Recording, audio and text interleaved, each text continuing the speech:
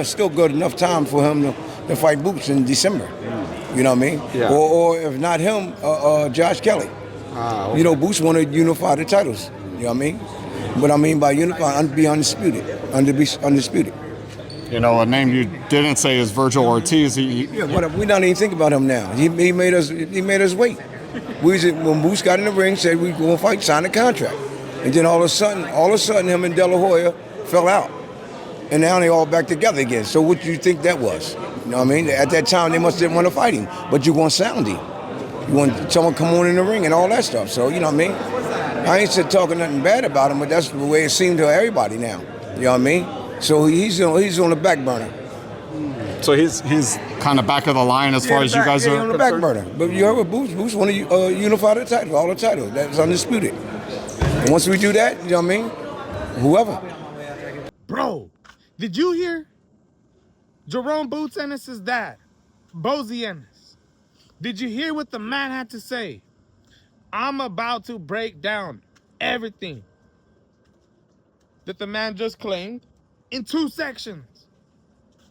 I'm going to play you guys the first part that I'm going to react to. And then I'm going to play you guys the second part, which is the breaking news that Vergil Ortiz is on the back burner. This dude is behind the line now. The back of the bus. When it comes to getting a fight with Jerome Boots Ennis. Ladies and gentlemen. And here's why. Going back to the first phase of this video that I want to break down. Listen to what Bozy Ennis exactly says here. You know what I mean? But I mean by unify, be undisputed. Undisputed. You know, a name you didn't say is Vergil Ortiz. Yeah, but we don't even think about him now. He made us wait. When Boots got in the ring, said we going to fight, sign a contract, and then all of a sudden, him and De La Hoya fell out, and now they all back together again. So what do you think that was? You know what I mean? At that time, they must didn't want to fight him, but you want soundy. You want someone come on in the ring and all that stuff. So you know what I mean? I ain't said talking nothing bad about him, but that's the way it seemed to everybody now. You know what I mean? The dude starts it off by saying that they ain't even thinking about Vergil Ortiz, ladies and gentlemen, because Vergil Ortiz made him wait. Now, what I have to say about that is, ladies and gentlemen, it was in July of 2025 when Turki Al-Sheikh had a deal ready.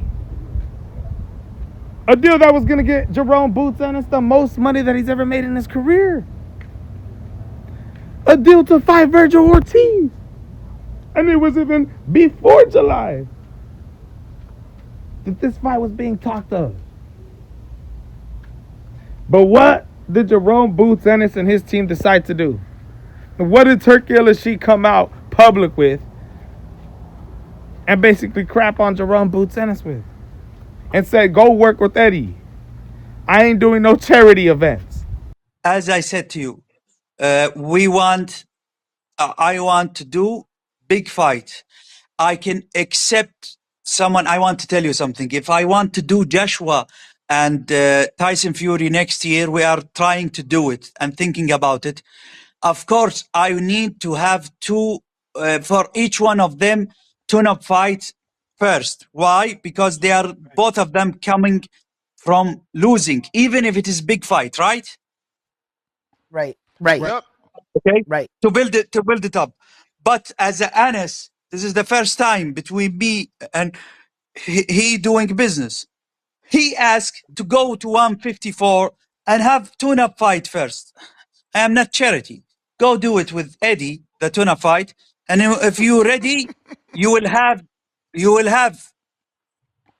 in my side a lot of people waiting for you. Jerome Boots Ennis' team had Vergil Ortiz and Turki Al-Sheikh and all these guys wait. Turki said it out of his mouth. They was the ones waiting. It was Boots Ennis' team who decided to go and want to have tune-up fights. Ladies and gentlemen. Now,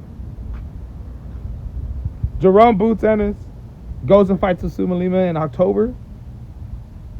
And Vergil Ortiz knocks out Erickson Lubin in exciting fashion in November.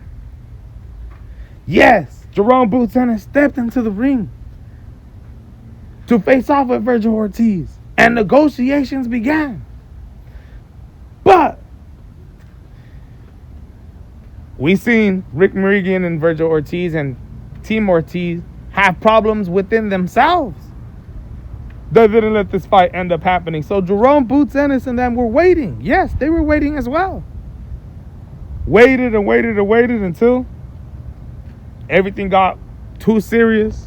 The arbitration date, lawsuits, Rick Meridian, Oscar De La Hoya putting a restraining order on Vergil Ortiz's career was the final line. So Eddie Hearn, Jerome Boots Ennis, and these guys go and fight Xander Zayas. Now, all of a sudden, they feel like they're too good and that they were the ones who were waited on, when they knew that Vergil Ortiz and them actually wanted this fight. Before that, they wanted it. Boots.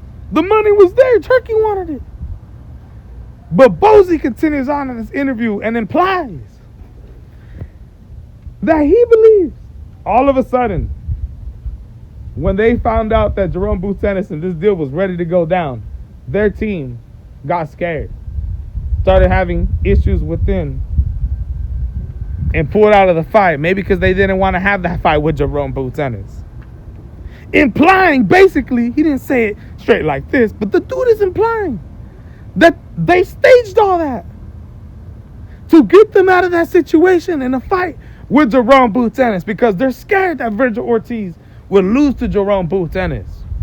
Ladies and gentlemen, now personally, I don't believe that. Don't get me wrong, I did think to myself at one time, knowing Oscar De La Hoya and Rick Meridian, imagine, remember the back and forth Rick Meridian and Oscar were doing to each other? Rick Meridian at his house, the backyard full of woods.